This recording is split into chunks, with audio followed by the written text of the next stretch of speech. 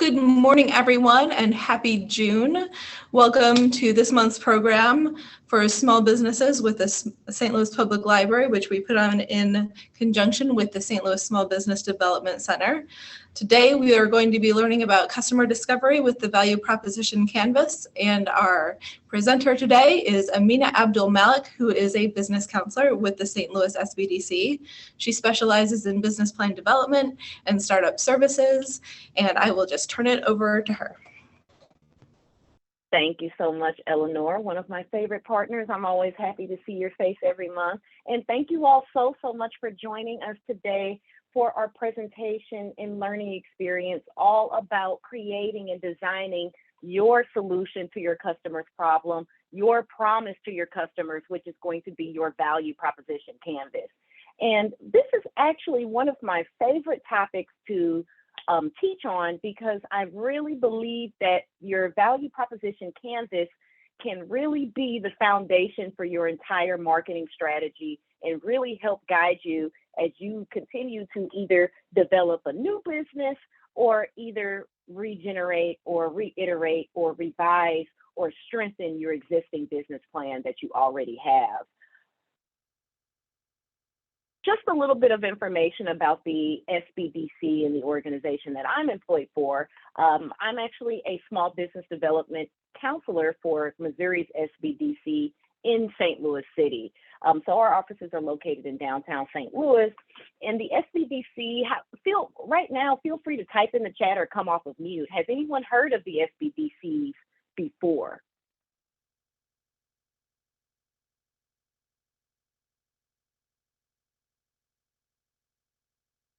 Okay, I see Bartfield has said yes, Shelley says yes, as well as Keith. Okay, great. So you all have some familiarity with our services. But for those who do not, the SBDC network is a entrepreneurship support network that really goes across the country. There are SBDCs located state to state, and we assist entrepreneurs like yourselves who are looking to either start or grow their existing small businesses in both the areas of counseling or through counseling and training in all of the key business functional areas such as finance, human resources, operations, and marketing.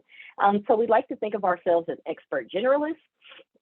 We also work with a lot of the other resource organizations here on a local and federal level that assist entrepreneurs.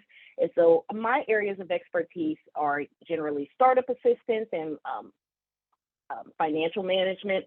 So I'm always helping my clients create business plans, register their LLCs, create financial projections. And for my clients that are in business, I'm usually helping them analyze or learn how to better read their financial statements, create strategic plans, and make sure that they are on track for growth. So that's just a little bit about our organization. My background is in business. I started off getting my undergraduate degree at Harris-Stowe State University in business admin and have a master's in finance. But forget all of that stuff about me. I genuinely love working with you all, the entrepreneurs, and helping you all develop your businesses. So that's what it's all about and what we're here for today. At the conclusion of today's session, I know that some of you all are joining from the link that you all received from the Small Business Development Center side, and some of you all signed up from the library. No matter where you all registered at, I want to make sure that you all are able to get a copy of the slides after the class. So myself and Eleanor will make sure that you all have my contact information, and so that you all are able to reach out to me with additional questions, to get copies of the slides, to potentially set up a one-on-one session, which I am also available for if you all are actually interested in taking the next steps and actually starting to develop your value proposition canvas and use this within your company. Also, after the class, for those of you who are registered on the SBDC side, I'll be sending out a little bit of a virtual survey so that we can continue to host these free training programs with our amazing partners like Eleanor in the public library. As I am getting started in this presentation, there is a bunch of information to get through today, or I would usually let you all give me introductions because I love to hear about your businesses and the plans you all are making. But today I am going to reserve that time for us to kind of just dive straight into the presentation. But I would love to read a little bit more about your businesses and the ideas that you all have, or the types of businesses that you all are operating in the chat. So feel free to introduce yourselves in the chat as I am reading through these slides. I will take pauses in between to kind of read through some of these introductions as well. And then Barfield says, Ms. Amina, do you provide the service to NPO? That's a great question, and that's a tricky one, but I will say that typically the SBDC works with for-profit businesses.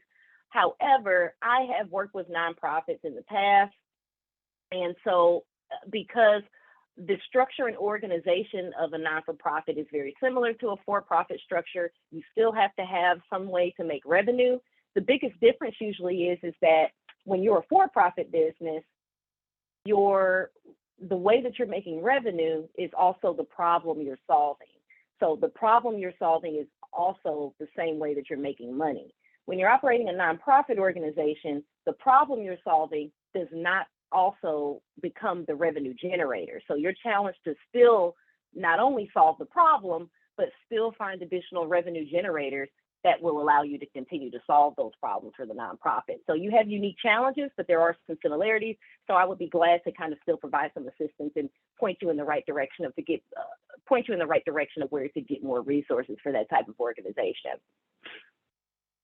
So let's go ahead and get started. Today we are going to be learning all about something called the value proposition canvas. And the value proposition canvas is actually going to be the building blocks of something a little bit larger, which is called the business model canvas. And the business model canvas, if you all have heard of this tool before, is a business planning tool that really is used to be a leaner version of your full-length investor-ready business plan.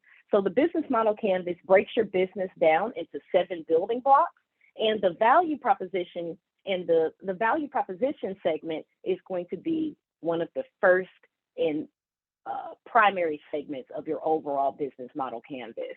So the value proposition is really your promise to your customers. It's what your customers believe or are believing they are going to receive from your products and services. And your promise to your customers really needs to be based on what each of your different customer segments needs and wants. And we're going to talk a little bit more about what a customer segment is and why we use those, but your value proposition is really going to be the heart of your strategy for your company, and it's going to define not only the purpose of your business, but also what your relationship is going to be with your customers from your products and services. So it's really going to help guide you as you create both your marketing plan as well as your sales plan as well. And I see some introductions here before we go to the next slide. Hello. Thank you so much for joining, Sherilyn. Good morning. You own a unique brand of cleansing beverages. Some are CBD infused. I always need something like that for relaxation after work. I also offer health and wellness services as well as self-help educational literature. Well, thank you so much for joining. I love hearing about this type of company because whenever I have an entrepreneur that has a few different products or a few different ways that you can offer your products and services, this type of information will really help you target and understand which products and services are going to best fit the needs of various customer segments, and then understand how you need to communicate this value to these different groups and with these different services. So definitely very impactful for your type of business. And thank you for joining. Shelly, thank you for joining us as well. Hello, you're from Southwest Missouri and you own an online business called Crossheart Needlework and Design. You sell needlework, crafting materials, and supplies. I thank you so much for that introduction, Shelly. And I'm very curious to know about who you have already identified as some of your key customer groups or segments as well, because there could be some differences in how you approach those different groups. So a value proposition we know is very, very impactful. And if any of you all are in that startup phase where you are either still developing your idea or you're still trying to figure out the best ways to make revenue or sales from your idea, a strong value proposition that is created for a customer segment that is very, very precise and well defined will really help you make sure or be a better indicator that your business is going to be successful. 42% of startups fail within their first 5 years due to an insufficient market, or simply put, not having enough customers to serve. So some of the common challenges you're going to see when you are developing your value proposition or that you'll face will be that your customers may not understand that they have a problem that is important enough to be solved, or your solution not necessarily meeting the expectations of the customers. Some issues that you may run into while you're developing your customer profiles or segments or understanding who your target customers are that your segments could be poorly defined. You could not understand exactly who you're selling to. You could also have customer segments that are too small, or there are not going to be enough customers in that segment for you to make enough consistent revenue in. Your value proposition, it has to be unique. It has to be something that's going to meet your customers' needs and expectations.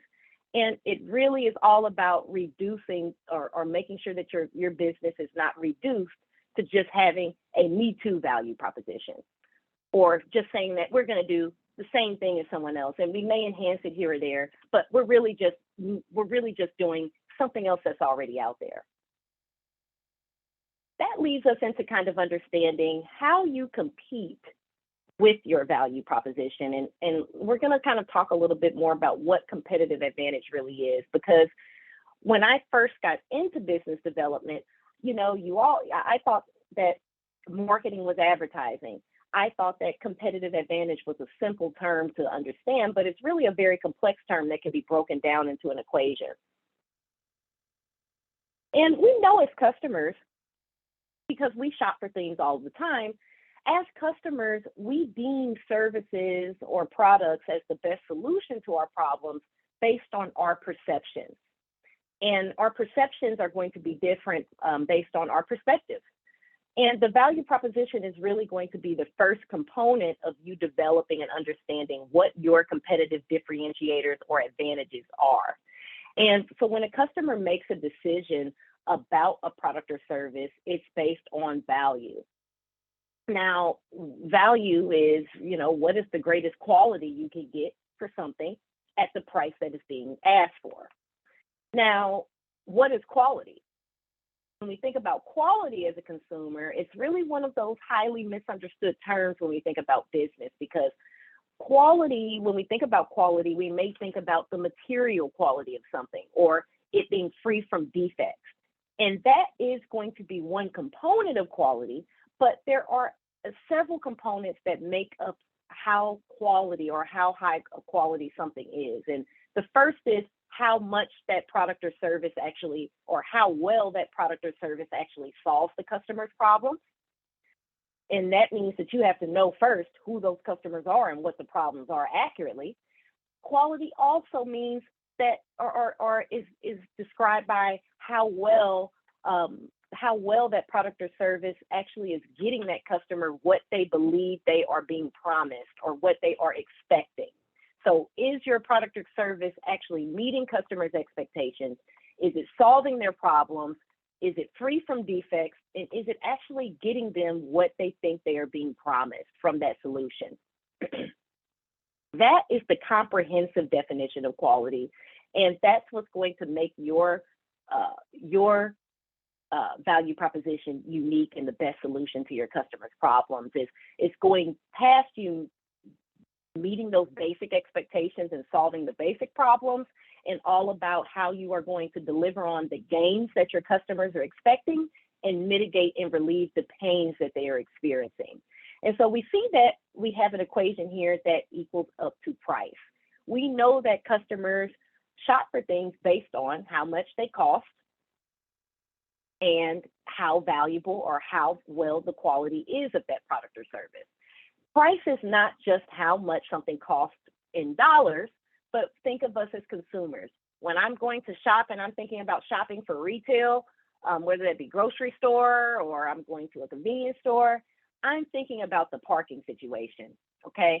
I'm thinking about the sales. I'm thinking about the customer service. I'm thinking about the potholes that I might have to drive through in that parking lot to get there. All of those things are included in my perception of how much something costs. So price is not just the tangible dollar cost. You also need to consider the time and effort that it takes to interact with your solution. That's going to help you better understand and create a competitive advantage for your product. A core competency is anyone, or does anyone want to come off of mute and tell me what their definition of a core competency is really quickly?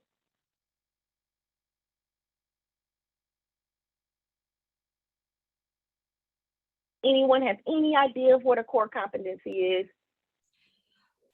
My thought is that core competency is what your business does well, and probably no more than 3 things, I'm thinking. But what is it that your business does well you could do in your sleep? That is exactly what it is, Bartfield. And a core competency is something that your business does very, very well, that your business does consistently, and it's also something that is difficult for your competitors to copy. So you want to, right now, if you're already in business or developing a startup, either way, you really want to try to pinpoint your core competencies for your business. Now, what are those things that your business excels at? Like you said, Bartfield, that your business does very, very well consistently, that your competitors can, that is not necessarily easy for your competitors to copy.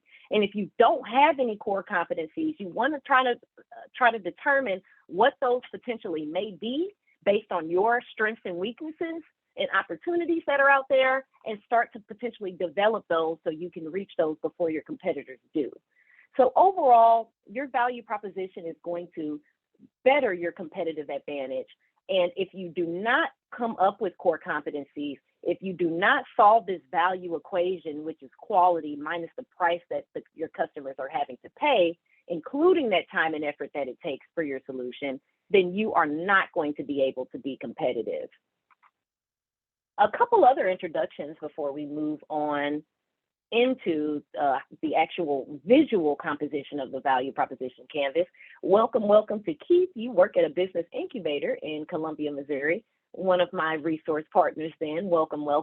And you are learning the business model canvas to determine business model generation and value proposition. Well, Keith, I thought your name looked familiar from somewhere or another, but thank you so much for joining. And yes, you can see that the value proposition can be very impactful to those who are looking to accelerate the growth of their business and really understand the foundational information of who they're targeting and why.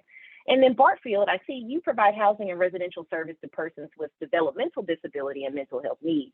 You're interested in expanding in the health education training and developing skills for workforce. And thank you for that introduction. And yes, the slides will be available later. Eleanor is going to email the recording out to everyone who has registered on the library site. And then we will make sure that everyone who wants a copy of the slides will have access to those as well. When you're thinking about your value proposition, there's just a few things that you have to make sure that your value proposition answers or includes. Your value proposition is going to need to solve a customer's problems or the things that they are wanting or needing. And then it's also going to have to create some type of gain, which we're going to discuss and learn about, or eliminate the pain. It needs to be easy to understand. It needs to define what you do. Your value proposition is going to make it easier for someone to find you in an online search. It's going to explain how your product resolves key pain points for your customer, and really be something that you can take with you, like I said, to create a deeper level marketing plan. So let's take a look at right now what the value proposition canvas actually looks like. And I have copies of all of these different graphics as well that I can share if we get set up with a one-on-one counseling session. But on the right side of this is the customer profile side, or the customer side. And within these different sections, there are a list of different trigger questions, but we're going to go through some of these trigger questions as we go through these different components of the canvas here shortly. On the right side is your customer side, and on the left side is your value map side. And so let's take a look at a more simplified version of this. And you can see that the right side of your canvas is all about the external factors that are related to your value proposition, which is your customer profile. On the right side of the customer profile, let me turn my highlighter on. On the right side of the profile are your customer jobs, and that is where we're going to be starting here. And then the other components of the customer profile are the customer pains and the customer gains. And these are all the external components. We create this customer profile to then understand how your value is going to align with the needs of the customer profile. And so on the value map side, you have your products and services, which is described right here, a list of those features. And then we're going to be able to describe the pain relievers and the gain creators, which we're going to learn about here. And ultimately, the entire approach to the value proposition canvas is summed up by the question at the bottom of this slide. Who is my customer and why do they buy? You'll be able to take that information and leverage that information within your company.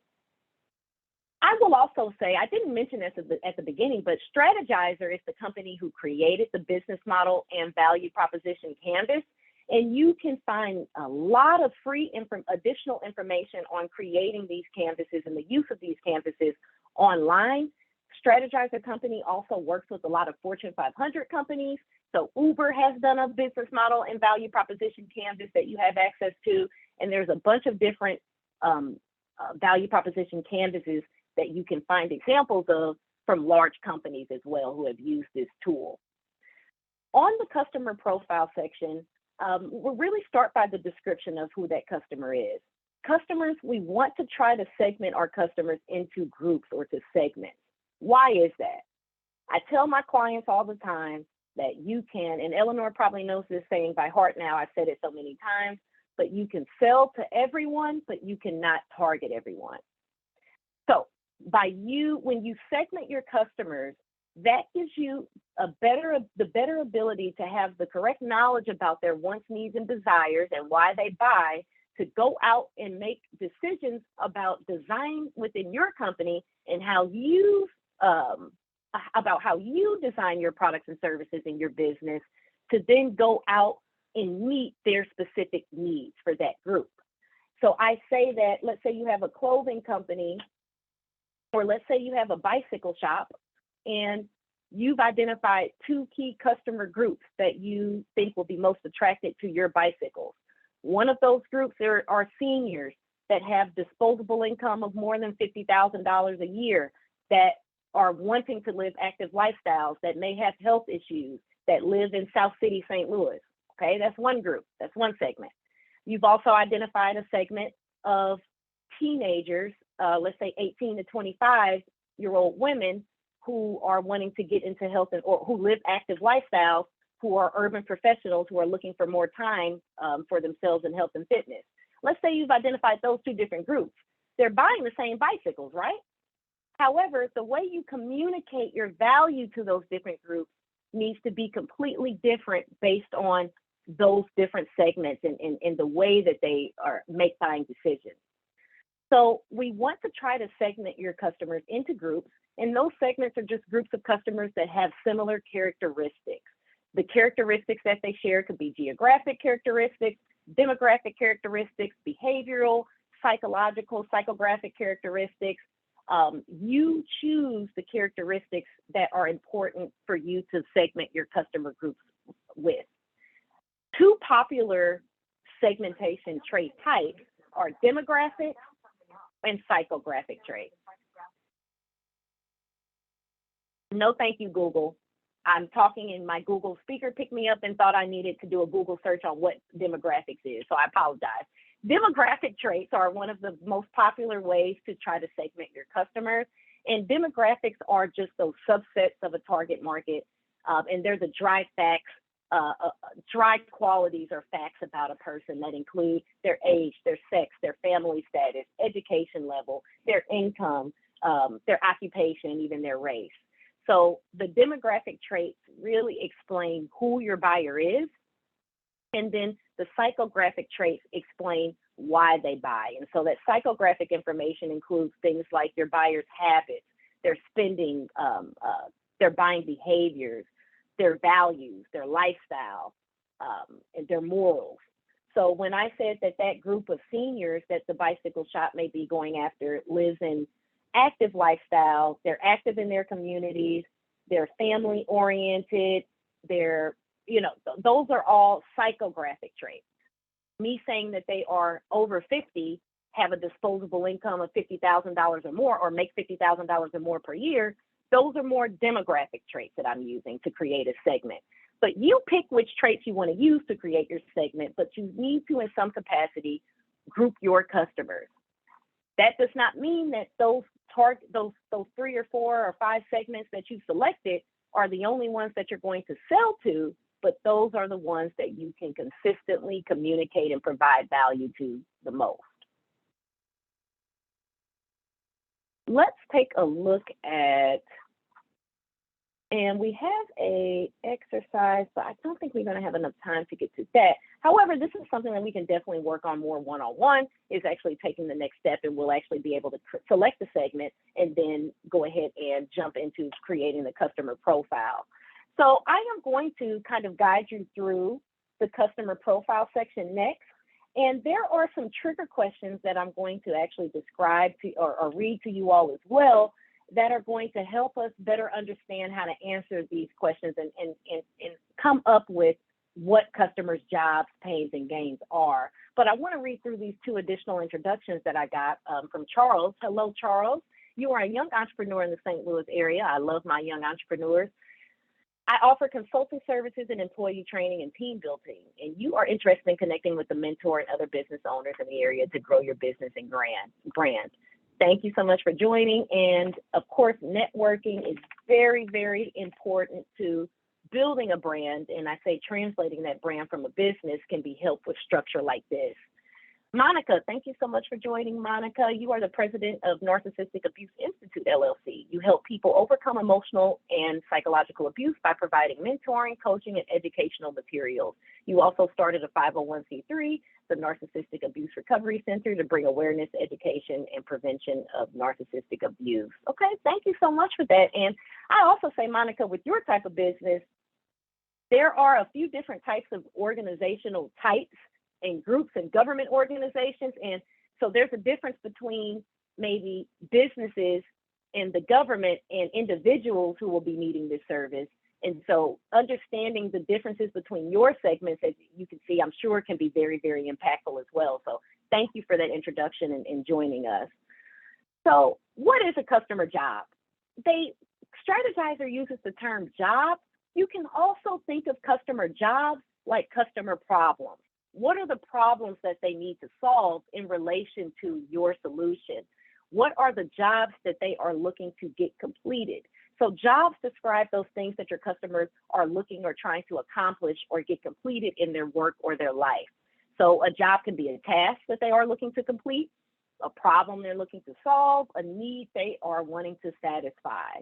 And there are so many different types of jobs that include functional jobs. So when we think of a functional job and a product that's related to that, let's think about paper towels. People need paper towels because, simply put, they're trying to get the job completed of cleaning up a spill. But jobs can be much more complex than that. There's social and emotional jobs. I have a client who owns a clothing line, and it is custom clothing. And when we were talking about coming up with that custom clothing, or even Sherilyn, when we think about some of your beverages that are cleansing beverages, yes, your customers are looking to feel better about themselves. They're looking to feel better internally as well. So a person might be reaching out to or searching for your product or service when they are trying to feel better about their health and wellness, obviously. So we want to understand what different challenges or problems or ways that your customers are going to be introduced to your products and services. To better understand the customer problems or the jobs, you want to repeatedly ask yourself in this development process, why, how, and how important? Why is this job relevant? Why is this job relevant to my solution? How are my customers most likely trying to get their job solved? How does my solution relate to solving this problem? Same thing with the customer pain point. A customer pain point, and we know as customers how irritating interacting with some of these solutions can be, and how challenging it can be to purchase things sometimes. But pain points are all of those things that annoy a customer while they are trying to get a job completed, before or even after, or even things that may even prevent them from getting a job done. As a business owner, if you're not relieving the customer's pain, then you're not going to be able to be competitive. So when you're thinking about pain points, and what your pain points are in relation to your customers, you want to also focus on the specifics when you're thinking about understanding pain. So if you are, let's say, Monica, you're doing some customer discovery, you're doing some observation, and then you start doing some surveying, and then you ask one of these organizations that you partner with in the past, well, what are some of the common pain points of when they're looking for working with a nonprofit organization and trying to get access to these services? And they may say, oh, well, a lot of these organizations take too long to develop a plan, or they take too long to respond. Your next question needs to be, how long is too long? Or figuring out the specifics of that pain point so that you can better design your services around mitigating that pain. So you want to understand the severity of pain, understand why that pain point is relevant, how much is that pain point relevant, and getting the details of that specific pain point to better understand it for you to be able to mitigate that pain. So I have some trigger questions that I wanted to kind of read through just a few of. And so when you start to try to come up and develop your customer profile, and you write out some of the customer jobs, then you get to the pain point section, you really want to ask yourself if your products and how your products, how your customers actually define something being too costly. What makes something too costly for your target customer segment? Does that mean it takes too much time, it costs too much money, or requires substantial effort? You also want to ask yourself, how are current value propositions underperforming for your customers? Which features are they missing?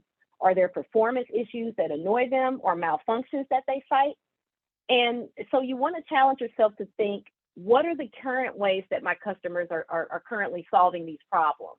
They may not be the ways that your customers are currently solving their challenges and getting their jobs completed, may not be the same or using the same exact solution that you are providing. It may be a different type of solution, but you still need to understand how your customers that you described are currently trying to solve their problems. A good example of this is that going back to that bicycle shop. Please understand that your competition is not just those doing the exact same things as you, but your competition is any other solution that is solving similar problems to similar customers. So if I'm an owner of that bicycle shop, my competition is other bicycle shops, yes, but my deeper competition is those scooters that we see across the city, the public transportation getting cheaper, electric cars. So we want to, when you're thinking about your competition is your customers that are on the bus stop that don't even know that your bicycle shop exists.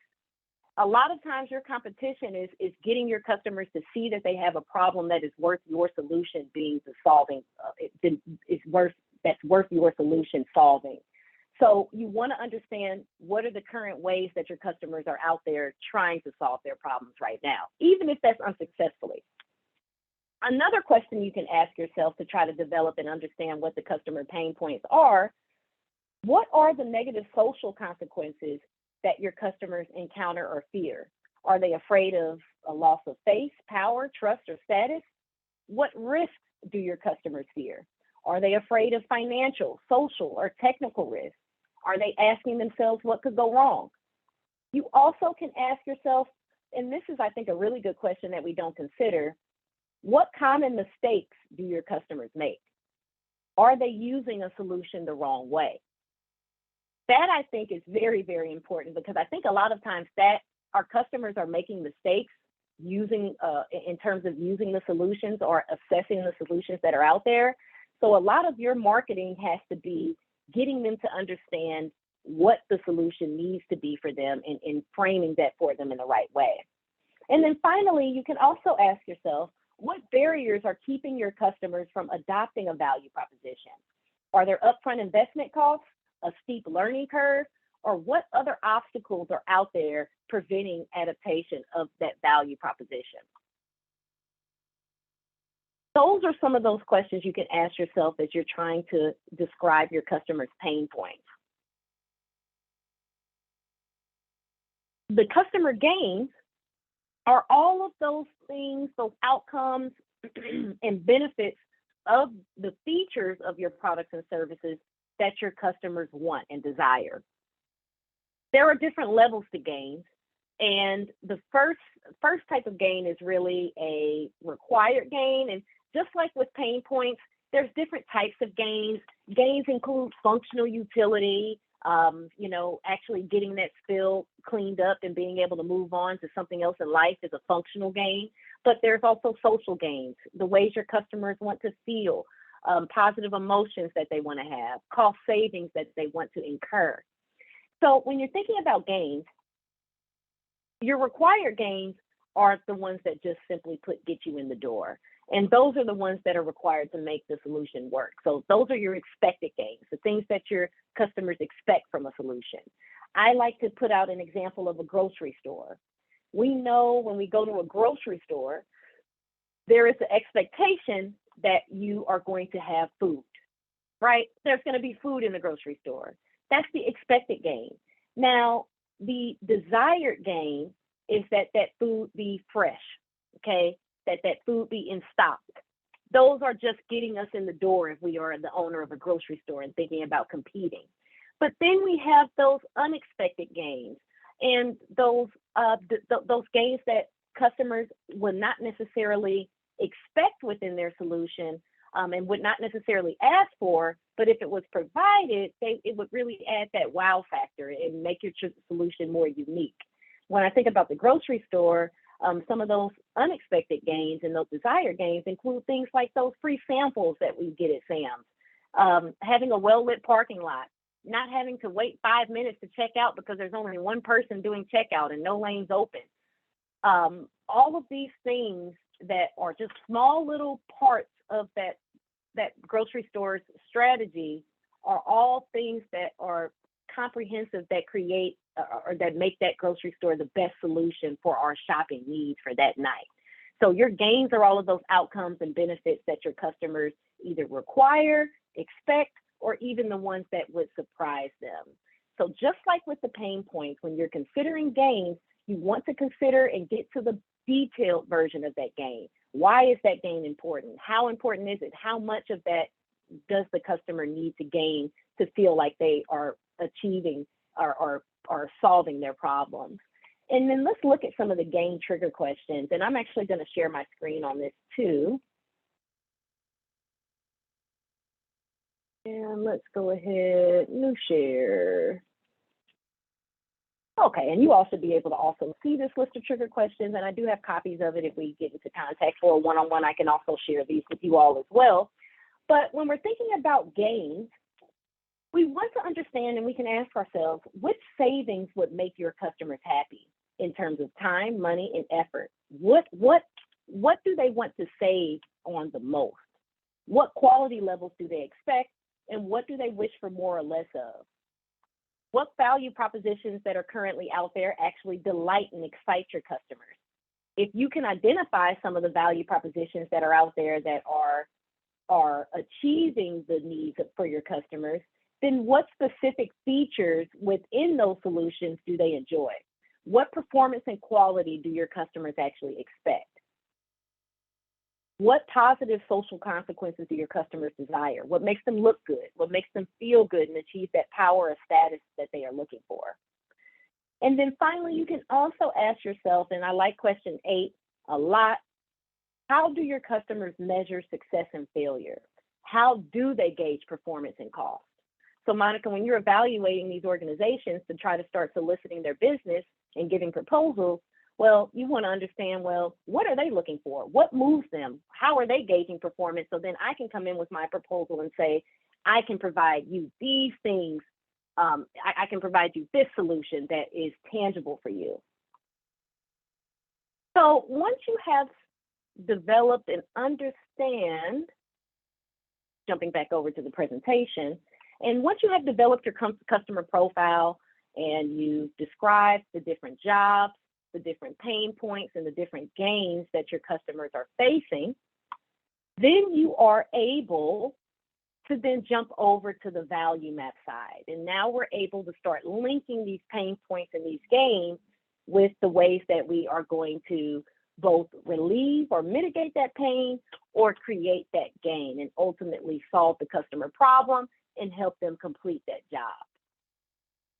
So on the left side of the canvas, I want you all to understand that it says products and services, but you're really going to be asked to also describe the features of your products and services.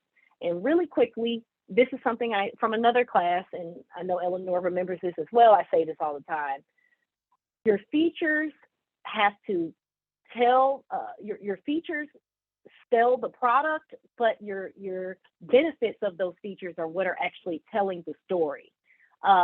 So I want you all to understand how to speak benefits and understand the features.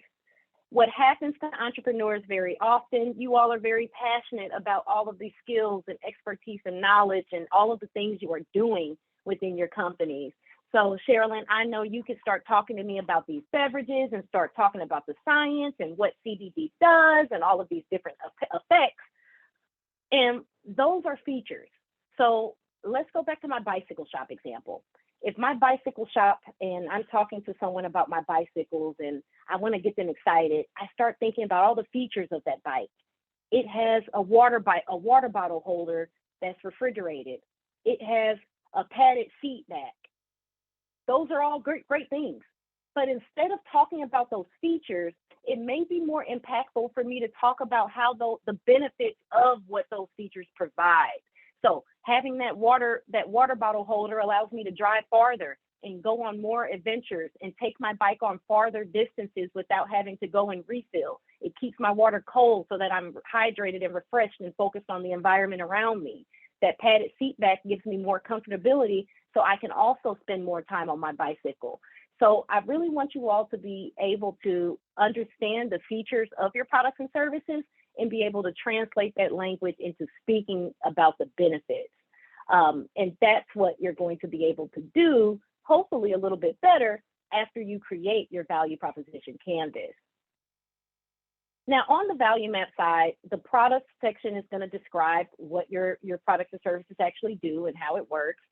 But as I just stated, it's really all about relating your services and your products to how that's going to allow your customers to complete their jobs and solve the problems that you identified in the beginning when you did that customer discovery and created your customer profile. Now, the pain relievers, and I'm going to pull up my trigger questions again here in just a second, but the pain relievers are the things that are helping you deliver value by either eliminating or mitigating the key issues that occur when your customers are trying to get their jobs completed. So pain relievers is all about mitigating some of those irritations that may occur or those annoyances that occur. And when we think about relieving pain, we can kind of use some of these trigger questions to help guide us there. And we can ask ourselves, could your products and services actually make customers feel better? How will they make your customers feel better? Will they kill a frustration, an annoyance?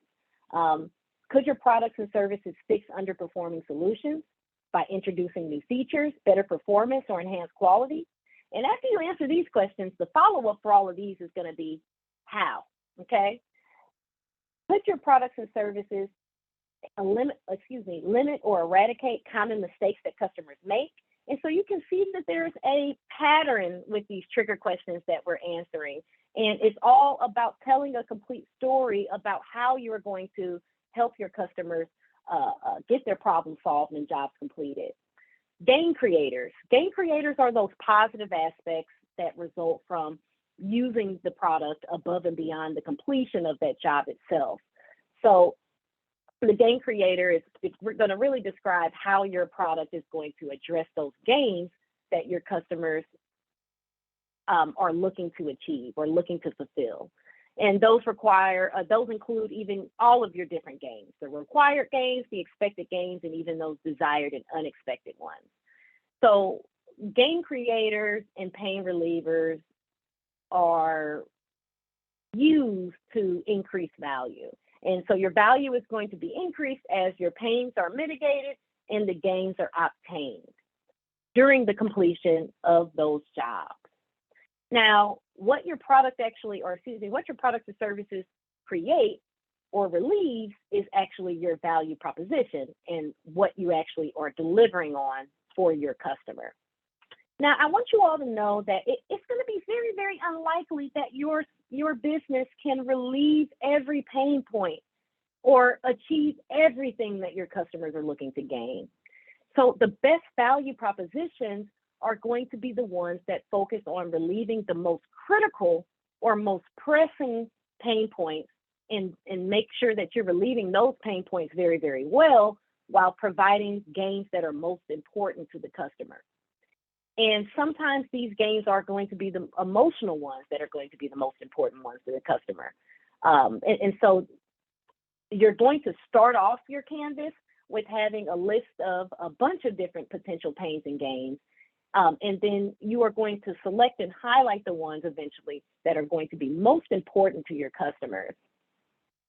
And I want to pull up here, this is an example of a very, very basic outline for a value proposition canvas. And this is for a taxi smartphone app, AKA Uber. So this is a very, very basic outline of a more detailed canvas that Uber did for their company in the starting phases. And we can see that the yellow represents the jobs and the features of your business and the product or service. And then the greens are the gains and the gain creators, along with the red being the pains and the pain relievers. So they have identified a bunch of different pains and gains here. But let's start off with the jobs. They have identified for this particular customer segment that this customer segment is looking to call a taxi, find a taxi, pay, and get where they need to be. So those are the jobs that the customer is looking to perform. And like I said, this is a very, very basic outline of one. And so really, Uber has already dived deeper and determined a little bit, there's additional jobs to this that are not on this list. But when we think about the pain points that commonly occur when customers are looking to get these jobs completed or get these problems solved, we know that, and I can think about this the last time I had to use a ride share or taxi type of service, we know some of the common pain points include waiting a long time, being overcharged, competing with other customers, unsafe driving. So those were the pain points that they identified that were in relation to getting those jobs completed. Now, what are the things that a taxi smartphone app customer may be looking to gain?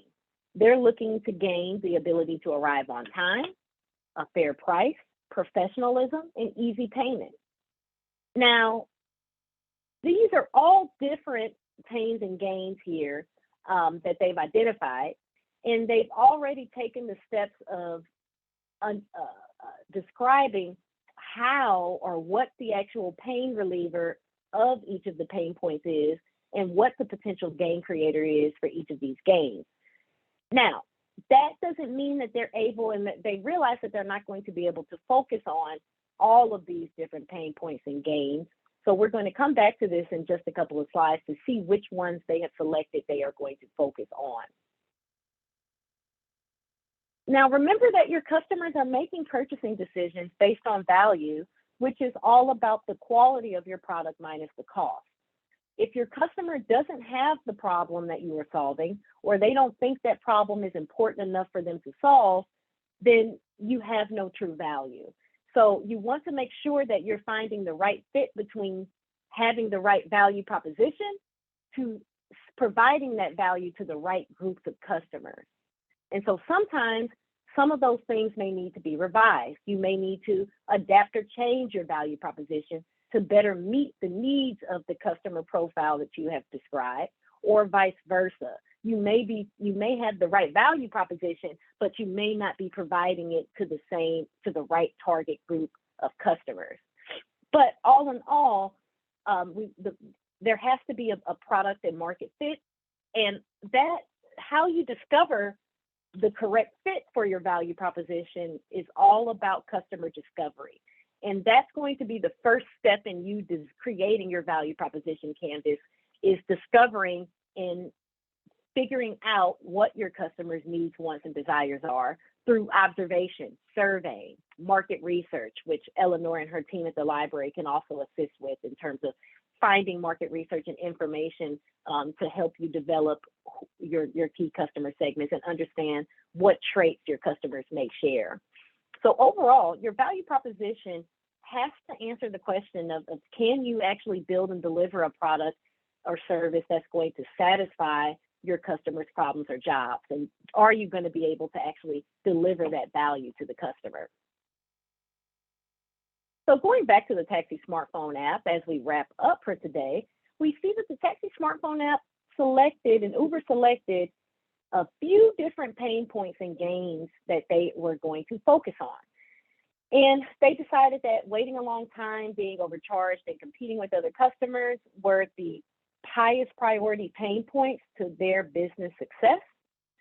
And they also selected arriving on time and professionalism as the gain points that they felt were most important to the value proposition. And you see how they have successfully linked each of these different pain points and gains with the applicable gain creator and pain reliever. Now that they have their gain creators here, and like I said, this is a very, very basic, not detailed example, just for beginner's sake. But let's say instant booking. So they said that instant booking, assigned driver, and a call system were three of their pain relievers.